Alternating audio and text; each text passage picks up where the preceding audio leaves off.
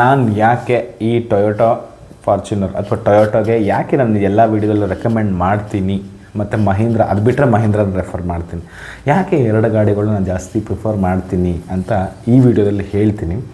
ಮತ್ತು ನಿಮಗೆ ಯಾರಿಗಾದರೂ ಕೂಡ ಈ ಒಂದು ವಿಷಯದ ಬಗ್ಗೆ ನನಗೆ ಗೊತ್ತಿರೋಷ್ಟು ನಾನು ಹೇಳ್ತೀನಿ ಅಷ್ಟೇ. ಸೊ ಈ ಒಂದು ವಿಷಯದ ಬಗ್ಗೆ ನಿಮ್ಗೆ ಏನಾರ ಎಕ್ಸ್ಟ್ರಾ ಯಾಕೆ ಟೊಯೋಟಾ ನೀವು ಲವರ್ ಆಗಿದ್ದೀರಾ, ಯಾಕೆ ನಿಮಗೆ ಡ್ರೈವಿಂಗ್ ಎಂಥ್ಯೂಸಿಯಾಸಮ್ ಅಂತ ಬಂದಾಗ ಮಹೀಂದ್ರ ಈಗ XUV ಆಗಿರಲಿ ಅಥವಾ ಥಾರ್ ಆಗಿರಲಿ ಇದನ್ನೆಲ್ಲ ಯಾಕೆ ಕ್ರೇಜ್, ಮತ್ತು ಈಗ ಎಲೆಕ್ಟ್ರಿಕ್ ವೆಹಿಕಲ್ಗಳೆಲ್ಲ ಈಗ ಮಹೀಂದ್ರನೂ ಕೂಡ ಸ್ವಲ್ಪ ಪೈಪೋಟಿಲಿದೆ ಈಗ ಟಾಟಾಗೆ ಕಂಪೇರ್ ಮಾಡಿದ್ರೆ. ಯಾಕೆ ಮಹೀಂದ್ರ ಮತ್ತು ಟೊಯೋಟಾನೇ ನಿಮಗೆ ಇಷ್ಟ ಕಮೆಂಟ್ ಮಾಡಿ ನೋಡೋಣ. ಮಹೀಂದ್ರದಲ್ಲಿ ನಿಮ್ಗೆ ಏನು ಇಷ್ಟ ಅಥವಾ ಟೊಯೋಟೋದಲ್ಲಿ ಏನು ಇಷ್ಟ ಅಥವಾ ಇವೆರಡೂ ಇಷ್ಟ ಇಲ್ಲ ಬೇರೆ ಯಾವುದಾದ್ರು ಸೆಗ್ಮೆಂಟ್ ನಿಮ್ಗೆ ಇಷ್ಟ ಇದೆಯಾ ಅದನ್ನು ಕೂಡ ಕಮೆಂಟ್ ಮಾಡಿ ಅಂತ ಹೇಳ್ತಾ ವಿಡಿಯೋನ ಶುರು ಮಾಡೋಣ. ಸೊ ನಿಮ್ಮಲ್ಲಿ ಯಾರಿಗಾರು NCRದು ದೆಹಲಿದು ಅಥವಾ UP UK HR ವೆಹಿಕಲ್ಗಳು ಬೇಕಾಗಿತ್ತು ಅಥವಾ ಅಲ್ಲಿಂದ ತಂದಿದ್ದೀನಿ ಆಲ್ರೆಡಿ ರೀನಂಬರಿಂಗ್ ಮಾಡಿಕೊಡ್ಬೇಕು, ಈ ನಂಬರ್ನ ಕಾಂಟ್ಯಾಕ್ಟ್ ಮಾಡಿ ಅಂತ ಹೇಳ್ತಾ ಕಂಟಿನ್ಯೂ ಮಾಡೋಣ. ಮೊದಲನೇದಾಗಿ ನಾನು ಶುರು ಮಾಡಿದ ವೆಹಿಕಲ್ ಬಂದು ಫೋಕ್ಸ್ ವ್ಯಾಗನ್ ಕೆಲವರು ವೋಕ್ಸ್ ವ್ಯಾಗನ್ ಅಂತಾರೆ. Forks wagon vehicle excellent vehicle, ಎಂಥ ಅದ್ಭುತವಾದ ವೆಹಿಕಲ್ ಗೊತ್ತಾ.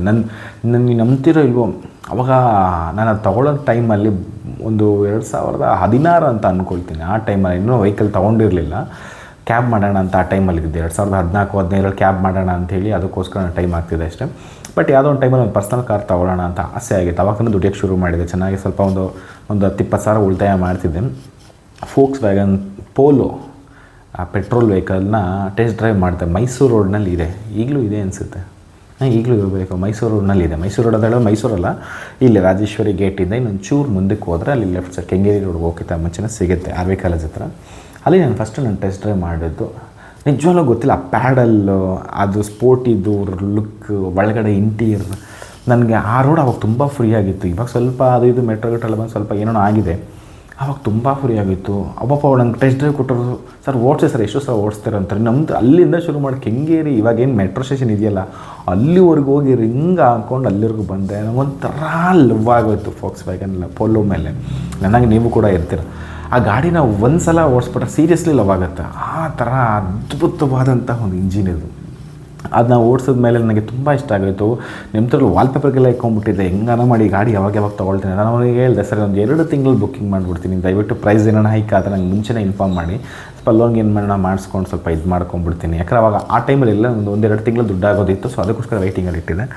ಸರಿ ಅಂದ್ಬಿಟ್ಟು ನಾನು ಏನು ಮಾಡ್ತಿದ್ದೆ, ಆವಾಗ ಕೆಲವರು ಅಷ್ಟೇ ಯೂಟ್ಯೂಬಲ್ಲಿ ಕಾರ್ ರಿಲೇಟೆಡ್ ವೀಡಿಯೋ ಮಾಡ್ತಾಯಿದ್ದಿದ್ದು, ಯಾರೂ ಮಾಡ್ತಿರ್ಲಿಲ್ಲ. ನನಗೂ ಅದು ಗೊತ್ತಿಲ್ಲ. ನಾನು ಅವಾಗ ಹರ್ಬಲ್ ಲೈಫ್ ಬಗ್ಗೆ ಮಾತ್ರ ವೀಡಿಯೋ ಮಾಡ್ತಿದ್ದೆ, ಬಟ್ ನಾನು ಕಾರ್ ರಿಲೇಟೆಡ್ ಮಾಡ್ತಿರಲಿಲ್ಲ. ಮತ್ತು ಅದ್ರ ಬಗ್ಗೆ ನನಗೆ ಅಷ್ಟೊಂದು ಗೊತ್ತೂ ಇರಲಿಲ್ಲ. ಆವಾಗ ಒಬ್ಬರು ಯಾರೋ ಈ ಸೌತಲ್ಲಿ ಮಾಡ್ತಾಯಿದ್ರು ಫೋಕ್ಸ್ ವ್ಯಾಗನ್ ಪೋಲೋ ಬಗ್ಗೆ. ಅಂದರೆ ಗಾಡಿನ ಒರೆಸೋದು, ಆ ಗಾಡಿ ಮೇಂಟೆನೆನ್ಸು, ಆ ಗಾಡಿ ಟೈರ್ ಚೇಂಜ್ ಮಾಡೋದು, ಆ ಗಾಡಿ ಡ್ರೈವಿಂಗ್ ಎಕ್ಸ್ಪೀರಿಯೆನ್ಸು, ಇದನ್ನೇ ಮಾಡೋನು. ಅವ್ನ ವೀಡಿಯೋ ಬರೋ ವೀಡಿಯೋ ಎಲ್ಲ ಡೌನ್ಲೋಡ್ ಮಾಡಿ ಇಟ್ಕೊಂಡ್ಬಿಡ್ತಿದ್ದೆ. ಅಷ್ಟೊಂದು ಎಂಜಾಯ್ ಮಾಡ್ತಿದ್ದೆ. ಆ ವೀಡಿಯೋ ಅದು ಏನಿತ್ತು ಏನು ಹೇಳ್ತಿದ್ದೆ ನನಗೆ ಇವಾಗ ನೆನಪಿಲ್ಲ. ನನ್ನ ವಾಯ್ಸ್ ಮಾತ್ರ ನೆನಪಿದೆ, ಆ ಗಾಡಿ ಮಾತ್ರ ನೆನಪಿದೆ.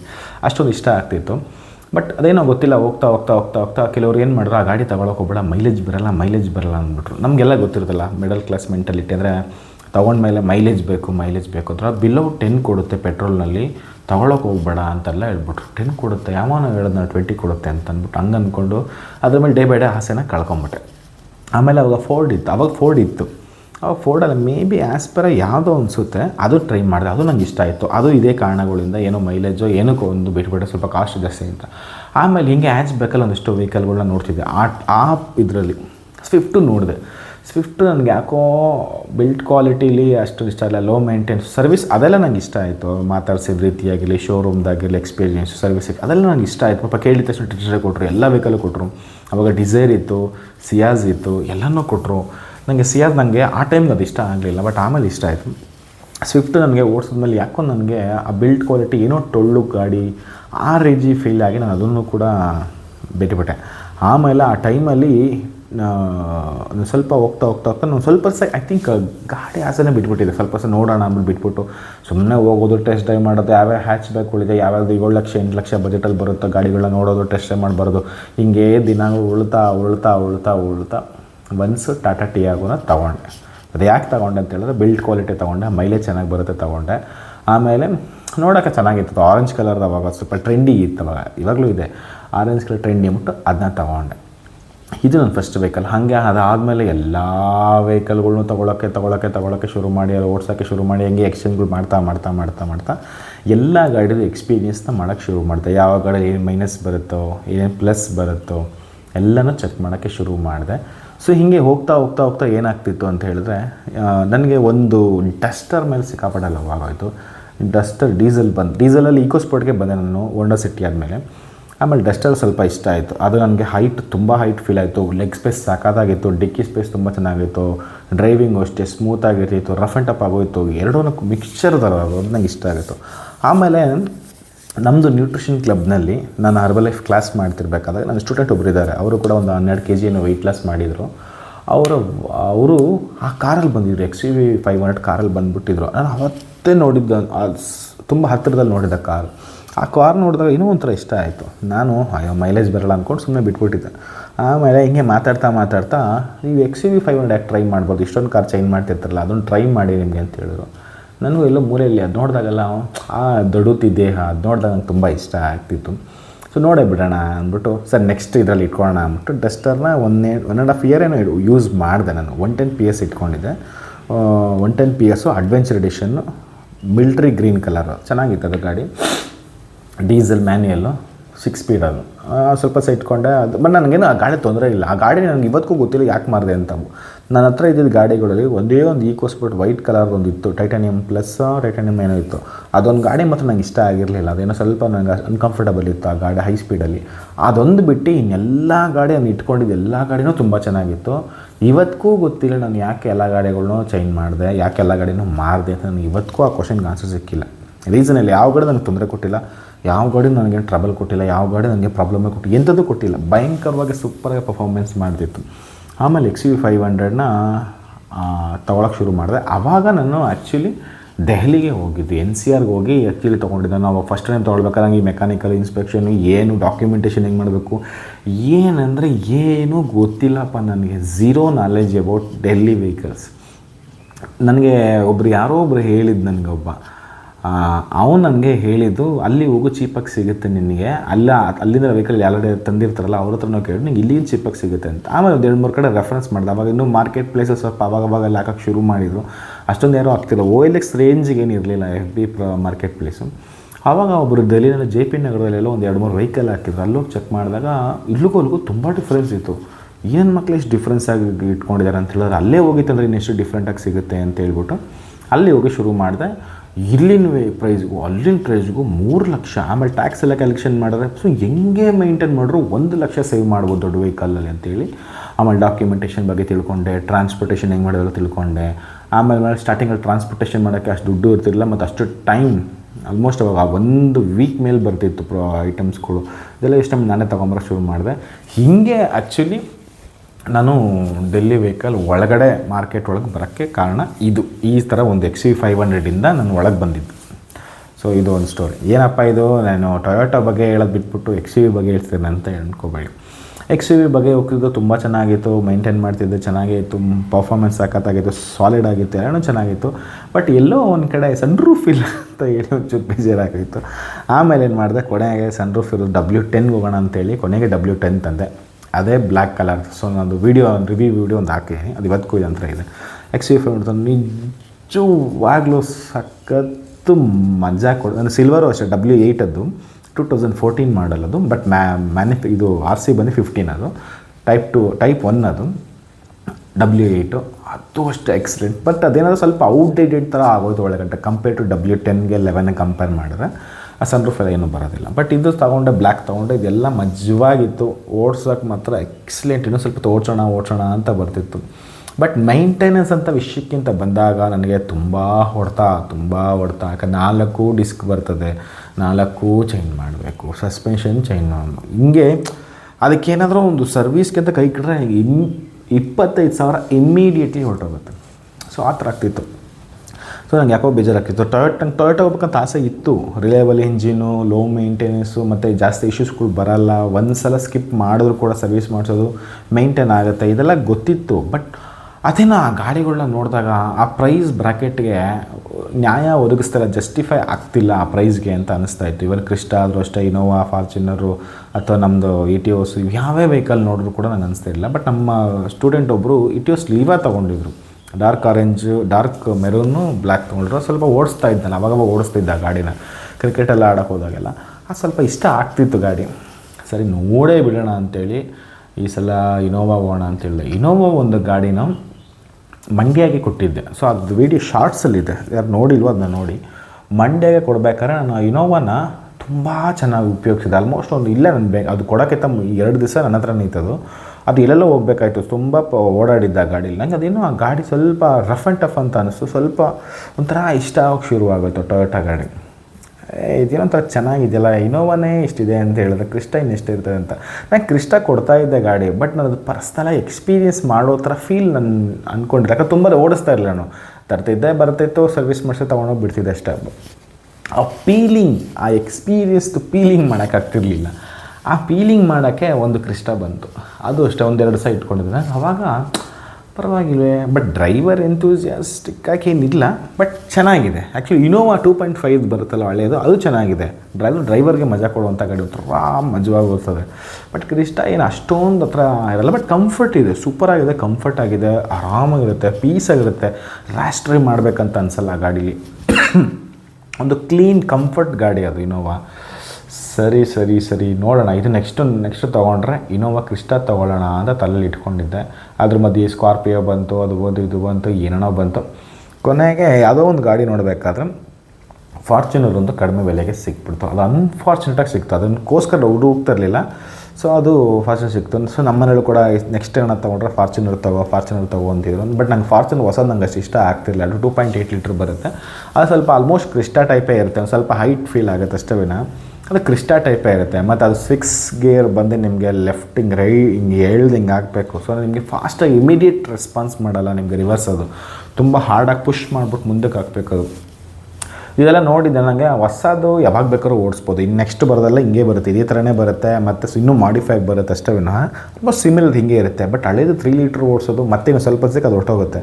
ಸೊ ಇನ್ನೊಂದು 5 ವರ್ಷ ಅಷ್ಟೇ ಇರುತ್ತೆ ಅದ್ರ ಕಥೆ. ಇನ್ನೊಂದು 5 ವರ್ಷ 3 ಲೀಟ್ರ್ ತೊಗೊಂಬೋಣ ಅಂತೇಳಿ ಫಾರ್ಚುನರ್ ತೊಗೊಂಡಿದ್ದು. ಸೊ 3 ಲೀಟ್ರ್ ಫಾರ್ಚುನರ್ ಸೀರಿಯಸ್ಲಿ ಅದು ಬೇರೆಯೇ ಗಾಡಿ. ಅದು ಒಂಥರ ಎಕ್ಸ್ಪೀರಿಯೆನ್ಸ್, ಒಂಥರ ಡಿಫ್ರೆಂಟ್ ಎಕ್ಸ್ಪೀರಿಯೆನ್ಸ್. ಈವನ್ ಹೈವೇಗೆ, ಸಿಟಿಗೆ, ಮತ್ತು ಒಂಥರ ಅದಕ್ಕೆ ನಿಮ್ಮ ರೋಡಲ್ಲಿ ಹೋಗ್ತಿರೋದಕ್ಕೆ ಸಿಗುವಂತಹ ಏನಂತಾರೆ ಔಪಚಾರಿಕ ಮರ್ಯಾದೆ, ಡಿಫ್ರೆಂಟ್ ಮರ್ಯಾದೆ ಅದು ಕೊಡ್ತಾರೆ, ಇವತ್ತಿಗೂ ಕೊಡ್ತಾರೆ. ನಿಮ್ಗೆ ನಾರ್ಮಲ್ ಫಾರ್ಚುನರ್ ಬಂದರೆ ಯಾರೋ ಪೊಲಿಟಿಷಿಯನ್ ಬಂದರು ಅಂತ ಅಂದ್ಕೊತಾರೆ. ಬಟ್ ಈ ಫಾರ್ಚುನರ್ ನಿಮಗೆ 2 ಥರ ನೋಡ್ತಾರೆ. ಒಂದು ಯಾರೋ ಬಿಸ್ನೆಸ್ ಮ್ಯಾನ್ ಇರಬಹುದು, ಇಲ್ಲ ಯಾರೋ ಹೈಫೈ ಇರಬಹುದು, ಇಲ್ಲ ಯಾರೋ ಪೊಲಿಟಿಷಿಯನ್ ಇರಬಹುದು, ಇಲ್ಲ ಯಾರೋ ಮಾಫಿಯಾ. ಈ ಬ್ಲ್ಯಾಕ್ ಕಲರ್ ಬರುತ್ತೆ, ಸಾಕು. ಆ್ಯಕ್ಚುಲಿ ಬ್ಲ್ಯಾಕೇ ಹುಡುಕ್ತಾ ಇದರಲ್ಲಿ, ಬಟ್ ಬ್ಲ್ಯಾಕ್ ಸಿಕ್ತು. ಬಟ್ ನನಗೆ ಯಾಕೋ ಅದು ಇಷ್ಟ ಆಗಲಿಲ್ಲ ಗಾಡಿ. ಬೆಂಗಳೂರಲ್ಲೇ ಸಿಗ್ತದೆ. ನಾನು ಅದಕ್ಕೆ ಬೆಂಗಳೂರಿಗೆ ಆಲ್ರೆಡಿ ಬಂದಿರೋ ಗಾಡಿಗಳು ನಾನು ತೊಗೊಳ್ಳಲ್ಲ, UK ಅದು ತೊಗೊಳ್ಳಿಲ್ಲ. ಬಟ್ ಇದು ನನಗೇನು ಒಂಥರ ಇಷ್ಟ ಆಗೋಯಿತು. ರೈಡಿಂಗ್ ಕಂಫರ್ಟ್ ಇದೆ, ಮೈಲೇಜ್ ತುಂಬ ಜನ ಮೈಲೇಜ್ ಬರಲ್ಲ ಅಂತಾರೆ. ಆ್ಯಕ್ಚುಲಿ ಇದರಲ್ಲಿ ನಿಮಗೆ ಕರೆಕ್ಟಾಗಿ ನೀವು ಸ್ಲೋಗೆ ಓಡಿಸಿದ್ರೆ ನೀವು ನಂಬ್ತಿರಲ್ವ 14.5-15 ಕೊಡುತ್ತೆ. ನೀವು ನಂಬ್ತಿರೋ ಇಲ್ವೋ 3 ಲೀಟರ್ದು ಇಂಜಿನ್ ಅದು, ಆದರೂ ಹಂಗೆ ಕೊಡುತ್ತೆ. ನಾನು ನೋಡಿಸೋಷ್ಟಲ್ಲಿಗೆ ನನಗೆ 12.5 ಬರ್ತದೆ. ಇದು ನೀವೇನೋ ಲೈಟ್ ಫುಟ್ ಮೇಂಟೈನ್ ಮಾಡಿದ್ರೂ ಚೆನ್ನಾಗಿ ಬರುತ್ತೆ. ಆ ಕಂಫರ್ಟ್, ಆ ಹೈಟ್, ಆ ಡ್ರೈವಿಂಗ್ದು ಮಜಾ. ಆ್ಯಕ್ಚುಲಿ ಇದರಲ್ಲಿ ಡ್ರೈವಿಂಗ್ ಎಂತೂಸಿಸಮ್ ಆಗಿ ನೀವು ಓಡಿಸ್ಬೋದು. ಆ ಕ್ರಿಸ್ಟಾದಲ್ಲಿ ಓಡಿಸೋಕ್ಕಾಗಲ್ಲ, ಬಟ್ ಇದರಲ್ಲಿ ನೀವು ಓಡಿಸ್ಬೋದು ಹಂಗೆ. ಆ ಮಜಾ ಮತ್ತು ಆ ಕೂತ್ಕೊಂಡಾಗ ಗತ್ತು. ಅಫ್ಕೋರ್ಸ್ ಕೆಲವೊಂದು ಇದೆ ಮೈನಸ್ ಪಾಯಿಂಟ್ಸ್ ಇದೆ. ನಿಮಗೆ ಫುಲ್ ರೇರ್ 7ನೇ ಸೀಟು 6ನೇ ಸೀಟ್ ನಿಮಗೆ ಅಷ್ಟೊಂದು ಕಂಫರ್ಟ್ ಇರೋಲ್ಲ. ಸ್ವಲ್ಪ ಹೈಟ್ ಇದೆ, ರೇರ್ ವೀಲ್ ಡ್ರೈವರ್, ಸ್ವಲ್ಪ ನಿಮಗೆ ಹಿಂದೆ ಪುಷಿಂಗ್ ಥರ ಫೀಲ್ ಆಗುತ್ತೆ, ಹಿಂಗೆ ಮುಂದಕ್ಕೆ ಪುಲ್ ಮಾಡ್ದಂಗೆ ಅನಿಸುತ್ತೆ. ಅದೆಲ್ಲ ಇದೆ. ಮತ್ತು ನಿಮಗೆ ರೋಲ್ ಬ್ಯಾಕ್, ಏನು ಬಾಡಿ ರೋಲ್ ಅಂತ ಹೇಳ್ತೀವಲ್ವ, ಅದೆಲ್ಲ ಇದೆ. ಆದ್ರೂ ಇದು ನಿಮ್ಗೊಂಥರ ಫಿನಾಮಿನಲ್ ಗಾಡಿ. ಸೊ ಯಾರಾದರೂ ಒಂದು 7 ಸೀಟ್ರಲ್ಲಿ ಒಂದು ಲೆವೆಲ್ ಆಫ್ ಬಜೆಟ್ನಲ್ಲಿ ಮೈಂಟೆನೆನ್ಸು ಪರವಾಗಿಲ್ಲ, ತೀರಾ ಜಾಸ್ತಿ ಇಲ್ಲ, ತೀರಾ ಕಮ್ಮಿನೂ ಇಲ್ಲ, ಒಂದು ಲೆವೆಲ್ಗಿದೆ ಅಷ್ಟೇ.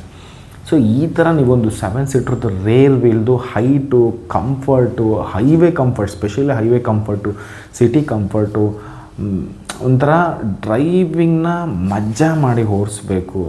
ಅದು ನಾನು ಹೆಂಗೆ ನಿಮಗೆ ಎಕ್ಸ್ಪ್ಲೇನ್ ಮಾಡೋಕ್ಕಾಗಲ್ಲ. ಅರ್ಥ ಮಾಡ್ಕೊಳ್ಳಿ, ನಾನು ಹೇಳೋ ಲ್ಯಾಂಗ್ವೇಜ್ನಲ್ಲಿ ಅರ್ಥ ಮಾಡ್ಕೊಳ್ಳಿ. ಆ ರಿಯಲ್ ಫನ್ ಟು ಡ್ರೈವ್. ಆ ಟರ್ಬೋ ಕಿಕ್ಕಿನ ಆದಮೇಲಂತೂ ಗಾಡಿ ಓಡಿಸೋದಕ್ಕೆ ನನಗೆ ಒಂಚೂರು ಟೈಮ್ ಕೊಡ್ರು. ನಾನು ಓಡಿಸೋದಕ್ಕೆ ಏನಾದರೂ ಒಂದು ವಿಷಯ ಕೊಡ್ರಿ. ಆ ಗಾಡಿ ಇಲ್ಲಿಂದ ಎತ್ಕೊಂಡು ಹೋಗಬೇಕು, ಅದಕ್ಕೇನಾದರೂ ಒಂದು ಕೆಲಸ ಬೇಕು ನನಗೆ. ಆ ಥರ ನೀವು ಕ್ರಿಯೇಟ್ ಮಾಡ್ಕೊಳ್ತೀರ. ಆ ಥರ ನನಗೆ ಈಗಲೂ ಅನಿಸುತ್ತೆ ಆ ಗಾಡಿನ ನೋಡಿದಾಗ, ಎಸ್ಪೆಷಲಿ ಫಾರ್ಚುನರ್. XUV ಒಂದು ಜಮಾನ ಮುಗೀತು, ಈಗ XUV ಮೇಲೆ ಅಷ್ಟು ಇಷ್ಟ ಇಲ್ಲ ನನಗೆ ಇವಾಗ. ಈಗ ಫಾರ್ಚುನರ್ ಮೇಲೆ ನಾನು ಆಸೆ ಇರೋದು. ಆ ಗಾಡಿನ ಯಾವಾಗ ಇವತ್ತೇನಾದ್ರು ಒಂದು ಪ್ರೋಗ್ರಾಮ್ ಇದೆ, ಇವತ್ತು ಕಾರ್ ಎತ್ಕೊಂಡು ಹೋಗೋಣ ಹಾಗೆ ಬರುತ್ತೆ. ಈಗ ನನ್ನ ಹತ್ರ ಡ್ಯೂಕ್ ಇದೆ, ರಾಯಲ್ ಎನ್ಫೀಲ್ಡ್ ಬುಲೆಟ್ ಇದೆ, ಮತ್ತು ಹೋಂಡಾ ಆ್ಯಕ್ಟಿವಾ ಇದೆ, ಓಲಾ ಇತ್ತು, ಇವಾಗ ರೀಸೆಂಟಾಗಿ ಮಾರಿಬಿಟ್ಟೆ.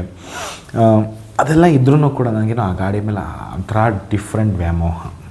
ಸೊ ಅದಕ್ಕೆ ನಿಮಗೆ ನಾನೇನು ಕನ್ಕ್ಲೂಷನ್ ಮಾಡ್ತೀನಿ ಅಂತ ಹೇಳಿದ್ರೆ, ಸೊ ನೀವೇನಾದರೂ ಮೇಂಟೆನೆನ್ಸಿಂಗ್ ವೈಸು ಜಾಸ್ತಿ ಕಿಲೋಮೀಟರ್ಸ್ ಓಡಿಸ್ತೀನಿ, ತುಂಬ ದಿವಸ ಇಟ್ಕೊಳ್ತೀನಿ, ನಾನು ರಿಸೆಲ್ ಮಾಡಿದ್ರು ಕೂಡ ನನಗೆ ಲಾಸ್ ಆಗ್ದಂಗೆ ನೋಡ್ಕೋಬೇಕು ಅಂತಿದ್ರೆ, ಸೊ ಕಣ್ಣು ಮುಚ್ಕೊಂಡು ನೀವು ಟೊಯೋಟೋ ಗಾಡಿನ ಚೂಸ್ ಮಾಡಬಹುದು. ಒರಿಜಿನಲ್ ಟೊಯೋಟೋ, ಈಗ ಬಂದಿರೋ ಟೊಯೋಟೋ ಅಲ್ಲ, ರೀಬ್ಯಾಡ್ಜಿಂಗ್ ಟೊಯೋಟೋಗಳಲ್ಲ. ಬಲಿನೋ, ಆಮೇಲೆ ಬಲಿನ ಗ್ಲಾನ್ಸಾ ಬಂತು, ಆಮೇಲೆ ಎವೆಕ್ಟೋ ಯಾವ ಬಂತಲ್ಲ, ಇದೆಲ್ಲ ಅಲ್ಲ, ಒರಿಜಿನಲ್ ಟೊಯೋಟೋ. ಇದು ಚೆನ್ನಾಗಿದೆ. ಕರಲ, ಆಲ್ಟಿಸ್ ಇವೆಲ್ಲ ಸಾಕಾಗಿದೆ. ಇಟಿಯೋಸು ಇವೆಲ್ಲ ಚೆನ್ನಾಗಿ. ಇಟಿಯೋಸು ಲುಕ್ ವೈಸ್ ನೀವು ಕಾಂಪ್ರಮೈಸ್ ಆಗ್ತೀನಿ ಅಂತ ಅದು ಒಳ್ಳೆ ಗಾಡಿ ನಿಮಗೆ, ಅದೊಂದು ಲುಕ್ ಇಲ್ಲ ಅದು, ಬಟ್ ಒಳ್ಳೆ ಗಾಡಿನೇ. ಸೊ ಈ ಥರ ಅದು ಡಿಫ್ರೆಂಟ್, ಎಸ್ಪೆಷಲಿ ರಾ ಪರ್ಫಾರ್ಮೆನ್ಸ್ ಕೊಡುವಂಥ ಗಾಡಿಗಳು ಹಳೆ ಇನೋವಾ, ಹಳೆ ಫಾರ್ಚುನರ್, ಈ ಎರಡನ್ನ ನೀವು ರೆಕಮೆಂಡ್ ಮಾಡ್ಬೋದು. ಹಳೆ ಇನೋವಾ ನಿಮಗೆ NCR ಲಿಮಿಟ್ನಲ್ಲಿ DL ಸಿಗೋಲ್ಲ, UP HR PBನಲ್ಲಿ ಸಿಗುತ್ತೆ. ಅಲ್ಲಿ ನಿಮಗೊಂದು 13-14 ಅಥವಾ ಅಪ್ ಟು ನಿಮ್ಗೊಂದು 15 ಮಾಡಲ್ ಗಾಡಿಗಳು ನಿಮಗೊಂದು 4.5 6.5ವರೆಗೂ ಸಿಗುತ್ತೆ, ಫಸ್ಟ್ ಓನರ್ ಅಥವಾ ಸೆಕೆಂಡ್ ಓನರ್ ವೆಹಿಕಲ್ಗಳು. ಫಾರ್ಚುನರ್ ನಿಮಗೆ 9ಇಂದನೇ ಶುರು ಆಗುತ್ತೆ. ಬಟ್ ಫಾರ್ಚುನರ್ ತೊಗೊಳ್ತೀರಾ ಟೈಪ್ 2 ತೊಗೊಳ್ಳಿ. ಸೊ ಬೆನಿಫಿಟ್ಸ್ ನಿಮಗೆ ಸಿಗುತ್ತೆ. ನಿಮ್ಗೆ ಅಲಾಯ್ಸ್ ಚೇಂಜ್ ಆಗುತ್ತೆ, ಫ್ರಂಟ್ ಗ್ರಿಲ್ ಡಿಫ್ರೆಂಟ್ ಇರುತ್ತೆ, ಒಳಗೂ ಸ್ವಲ್ಪ ಕಾಸ್ಮೆಟಿಕ್ ಚೇಂಜಸ್ ಇರುತ್ತೆ, ಬೆಸ್ಟು. ಸೊ ಅದರಲ್ಲೂ ನಿಮಗೆ ಮ್ಯಾನ್ಯುಯಲ್ ತೊಗೋಬೋದು. ನಾನು ಮ್ಯಾನ್ಯುಯಲ್ ತೊಗೊಂಡಿರೋದು. ಸೊ ನೀವು ಮ್ಯಾನ್ಯುಯಲ್ ತೊಗೋಬೋದು, ಆಟೋ ತೊಗೋಬಹುದು, ಅದರಲ್ಲೂ 4x4 ಬರುತ್ತೆ. ಸೊ ಎಲ್ಲ ಥರನೂ ನಿಮಗೆ ಆಪ್ಷನ್ಸ್ಗಳಿರಬೇಕಾದಾಗ ನೀವು ಆರಾಮಾಗಿ ತೊಗೋಬಹುದು. ಸೊ ಇನೋವಾದಲ್ಲಿ ಕೂಡ ನಿಮಗೆ ಮ್ಯಾನ್ಯುಯಲ್ ಸಿಗುತ್ತೆ, ಅದನ್ನು ಕೂಡ ನೀವು ಟ್ರೈ ಮಾಡ್ಬೋದು. 5 ಸ್ಪೀಡ್ ಬರುತ್ತೆ. ಇದರಲ್ಲೂ ಅಷ್ಟೇ, ನಿಮಗೆ 3 ಲೀಟ್ರಲ್ಲೂ ಮ್ಯಾನ್ಯುಯಲ್ ನಿಮಗೆ 5 ಸ್ಪೀಡೇ ಬರೋದು. ಇದರಲ್ಲೂ ನೀವು ತೊಗೋಬೋದು, ತುಂಬ ಚೆನ್ನಾಗಿರುತ್ತೆ. ಬಟ್ ವೈಬ್ರೇಷನ್ ಬಗ್ಗೆ ಹೇಳೋದಾದರೆ ಖಂಡಿತ ವೈಬ್ರೇಷನ್ ಇದೆ. ಆ ರಾಡ್ದು ವೈಬ್ರೇಷನ್ ನಿಮಗೆ ಶಾರ್ಟ್ಸಲ್ಲಿ ತೋರಿಸಿದೆ. ಅದೇನು ಮಾಡೋಕ್ಕಲ್ಲ, ಗಾಡಿ ಇರೋದು ನೇಚರ್ ಇರೋದು ಹಾಗೆ ಅಲ್ಲಾಡ್ತಾನೇ ಇರ್ತದೆ. ಇಂಜಿನೇ ನಿಮಗೆ ಗಾಡಿನೇ ಅಲ್ಲಾಡೋ ಥರ ಫೀಲ್ ಕೊಡುತ್ತೆ. ನೀವು ಅಲ್ಲಿ ಫುಲ್ಲು ಸೈಲೆಂಟಾಗಿರೋ ಟ್ರಾಫಿಕ್ನಲ್ಲಿ ಸಡನ್ನಾಗಿ ನೀವು 3 ಲೀಟ್ರ್ ಇಂಜಿನ್ ಆನ್ ಮಾಡ್ತಿರಲ್ಲ, ಆ ಕಡೆ ತಿರುಗಿ ನೋಡ್ಬಿಡ್ತಾರೆ, ಏನಪ್ಪ ಇದು ಸೌಂಡು ಅಂತ. ಅಷ್ಟು ಮಟ್ಟಿಗೆ ಭಯಂಕರ ಇದೆ ಸೌಂಡು. ಬಟ್ ನಿಮ್ಗೆ ಅದು ಹೈವೇನಲ್ಲಿ ಗೊತ್ತಾಗಲ್ಲ. ಹೈವೇನಲ್ಲಿ ನಿಮಗೆ ಕಂಫರ್ಟ್ ಸ್ಮೂತಾಗಿರುತ್ತೆ, ಆರಾಮಾಗಿ ಹೋಯ್ತಾ ಇರ್ತದೆ, ಹಾಗೆ ಹೋಯ್ತಾ ಇರ್ತದೆ ಗಾಡಿ. ಸೂಪರ್. ಅವೆಲ್ಲ ತಗೋಬೇಕು, ಅವೆಲ್ಲ ಲೈಫಲ್ಲಿ ಒಂದೇ ಸಲ ಸರ್ ತೊಗೋಬೇಕು, ಎಂಜಾಯ್ ಮಾಡಬೇಕು. ಮತ್ತೆ ಇನ್ನೊಂದು 5 ವರ್ಷ ಆಮೇಲೆ ನೀವು ಮತ್ತೆ 3 ಲೀಟ್ರ್ ತೊಗೊಳ್ತೀನಿ ಅಂದರೆ ಸಿಗೋಲ್ಲ. ಇವಾಗ ನೀವು ಪ್ರೀಮಿಯರ್ ಪದ್ಮಿನಿ ಓಡಿಸ್ತೀರಾ, ಅಂಬಾಸಿಡರ್ ಓಡಿಸ್ತೀರಾ, ಅಥವಾ ವಿಂಟೇಜ್ದು ಎನಿ ಕಾರ್ ನೀವು ಓಡಿಸ್ತೀರಾ, ಚಾನ್ಸ್ ಇಲ್ಲ. ಇವಾಗ ಏನಿದ್ರು ನೋಡಬೇಕು, ನೀವು ಮೈಸೂರಿಗೆ ಹೋದಾಗ ಝೂನಲ್ಲಿ ನೋಡಬೇಕಷ್ಟೆ. ವೆಹಿಕಲ್ಗೆ ಒಂದು ಝೂಮ್ ಇದೆ, ಝೂ ಥರದ್ದು ಒಂದು ಮಾಡವ್ರೆ, ಅದರಲ್ಲಿ ನೋಡ್ಕೊಂಡು ಬರಬೇಕು. ಅದು ನೀವು ಓಡಿಸ್ತೀನಿ ಅಂತ ನೀವು ದುಡ್ಡು ಕೊಡ್ತೀನಿ ಅಂದರೂ ಈಗ ಅದು ಕಷ್ಟ ಇದೆ. ಕೊಟ್ಟರು ಅದು ನಿಮ್ಗೆ ಅಷ್ಟು ಮಜವಾಗಿ ಓಡಿಸ್ತೀನಿ ನಂತರ ಮಾಡೋಕ್ಕಾಗಲ್ಲ. ಸೊ ಹಂಗೆ ಯಾವ ಟೈಮಲ್ಲಿ ಏನೇನು ಮಾಡಬೇಕು ಅದನ್ನೆಲ್ಲ ಮಾಡಾಕ್ಬಿಡಿ. ಇರೋದೊಂದು ಜೀವನ. ಫಾರ್ಚುನರ್ ಓಡಿಸ್ಬಿಡ್ಬೇಕು, ಪ್ರೀಮಿಯರ್ ಪದ್ಮಿನಿ ಓಡಿಸ್ಬಿಡ್ಬೇಕು. ಕಾಂಟೆಸ, ಅಯ್ಯೋ ನನ್ನ ಮಗನ ಕಾಂಟೆಸಾಗೋಸ್ಕರ ವೆಯ್ಟಿಂಗ್ ಮಾಡ್ತಿದ್ದೀನಿ. ಅದೊಂದು ಓಡಿಸಿಲ್ಲಪ್ಪ ವಿಂಟೇಜ್ನೆಲ್ಲೂ. ಅದೊಂದು ಹೆಂಗಾದ್ರೂ ಮಾಡಿ ಯಾರ ಹತ್ರ ಆದರೂ ಇದ್ದರೆ ಒಂದೇ ಒಂದು ರೌಂಡ್ ಕೊಟ್ಬಿಡ್ರಪ್ಪ. ಆ ಬಾಯ್ನೆಟ್ಟು, ಏನೋ ಒಂದು ಬಾಯ್ನೆಟ್ಟು, ಬಡ್ಡಿ ಮಗನ ಹಾಸಿಗೆ ದಿಂಬು ಹಾಕೊಂಡೆ ಮಲ್ಕೊಂಬಿಡ್ಬೋದು, ಅಷ್ಟು ಉದ್ದ ಐತೆ ಬಾಯ್ನೆಟ್ಟು. ಅಲ್ಲವೂ ಅನಂತ್ನಾಗ್ದು, ವಿಷ್ಣುವರ್ಧನ್ ಹಳೆಯವರು ಫಿಲಿಮ್ಗಳಲ್ಲಿ ನೋಡ್ಬೇಕಾದ್ರೆ ಆ ಕಾರ್ ಹಿಂಗೆ ಬಂದು ಹಂಗೆ ಆ ದೊಡ್ಡ ದೊಡ್ಡ ಬಿಲ್ಡಿಂಗ್ಗಳ ಮುಂದೆ ನಿಂತಾಗ ಎಂಥ ಅದ್ಭುತವಾದ ಕಾರುಗಳು ಅವಾಗೆಲ್ಲ ಇತ್ತು. ಹಳೇ ಇಂಜಿನ್ಗಳು, ಓಲ್ಡ್ ಈಸ್ ಗೋಲ್ಡ್ ಅಂದರೆ ಅದನ್ನೇ. ಈಗೈತೆ ಗಾಡಿಗಳು ಏನಕ್ಕೆ ಸೈಬರ್ ಸೆಂಟ್ರ್ ಒಳಗೆ ಕೂತಂಗಿರ್ತದೆ, ಮೇಲ್ಗಡೆ ತೆಗೆದ್ರೆ ಆಕಾಶಕ್ಕೆ ಕಾಣ್ತಾ ಇರ್ತದೆ. ಇನ್ನು ಸ್ವಲ್ಪ ದಿವಸದಲ್ಲಿ ಸ್ವಿಮ್ಮಿಂಗ್ ಫೂಲ್ ಬಂದೇ ಬರುತ್ತೆ, ಜಿಮ್ ಎಲ್ಲ ಬಂದುಬಿಡ್ತದೆ, ಆಮೇಲೆ ರೆಸ್ಟಿಂಗ್ ಏರಿಯಾ ಬರ್ತದೆ, ಆಮೇಲೆ ಈಗೇನು ಫುಡ್ಡು ಪ್ಯಾಲೆಟ್ ಕಾರ್ನರ್ ಈ ಕಡೆ ಎಲ್ಲ ಹೋದಾಗ ಫುಡ್ಡೆಲ್ಲ ಇಟ್ಬಿಟ್ಟು ಟ್ರೈನಲ್ಲಿ ಇಟ್ಬಿಟ್ಟು ಕೊಡ್ತಾರಲ್ಲ, ಅದೆಲ್ಲ ಒಳಗೆ ಬಂದುಬಿಡ್ತದೆ. ಆದರೆ ಆ ರಿಯಲ್ ಕಾರ್ದು ಫೀಲ್ದು ಮಾತ್ರ ಹೊರ್ಟೋಯ್ತದು, ಯಾವಾಗೋ ಹೊರ್ಟೋಯ್ತದು. ಆ ರಿಯಲ್ಲು ಕಾರ್ದು ಫೀಲ್ ಮಜಾನೇ ಇವಾಗ ಸಿಗೋಲ್ಲ. ಹೈಫೈ ಸಿಗುತ್ತೆ, ಎಲ್ಲನೂ ಸಿಗುತ್ತೆ.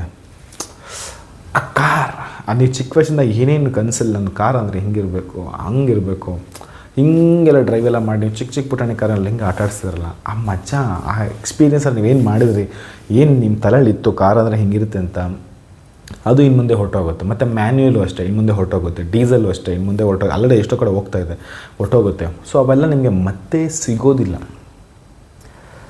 ಅದಕ್ಕೆ ಈಗ ನಿಮ್ಮ ಹತ್ರ ಏನೇನಿದೆಯೋ ಅದನ್ನೇ ಸ್ವಲ್ಪ ಯೋಚನೆ ಮಾಡಿ ಚೆನ್ನಾಗಿರೋದಕ್ಕೆ ತೊಗೊಂಡು ಮಜಾ ಉಡಾಯಿಸ್ಬಿಡಿ. ಸೊ ನಿಮಗೆ ಶಕ್ತಿ ಇರೋವರೆಗೆ ಅಷ್ಟೇ ಎಂಜಾಯ್ ಮಾಡೋಕ್ಕೆ ಸಾಧ್ಯ.